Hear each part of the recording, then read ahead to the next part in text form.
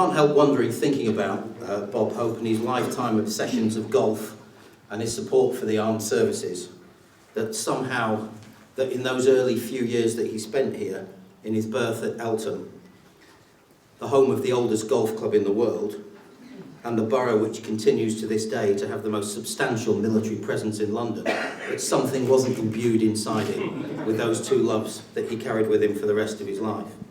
The World Golf Hall of Fame and Museum, in its simplest form, is an institution whose purpose is to recognize and preserve the history of golf, and perhaps more importantly, the legacies of the people who made the game great.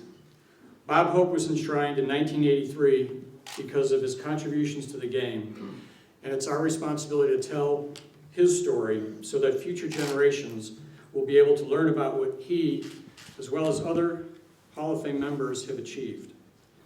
When we first met his daughter Linda and proposed the idea to create an exhibition that told the story of Bob and what he's meant to the game, I'll be honest, we weren't quite sure where it would lead, but we knew that wherever it did lead, it was going to be a great, great story, and one that needed to be told over and over again.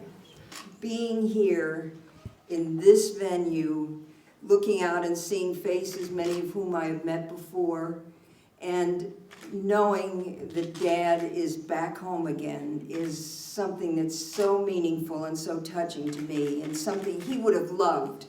It's been almost 10 years, it's hard to believe. He'll be Dad's next year, 2013, it will be 10 years. And the fact that his presence and what he contributed to the well-being, really, of our world, I'm always in awe of it. I mean, growing up, I thought, oh, you know, Bob Hope, okay. And for me, as a kid tagging along and having somebody pulling at your dad all the time and trying to take his attention, you know, I kind of didn't understand it. And then a number of years ago, when I wrote this A&E biography of him, I really understood what an incredible human being he was.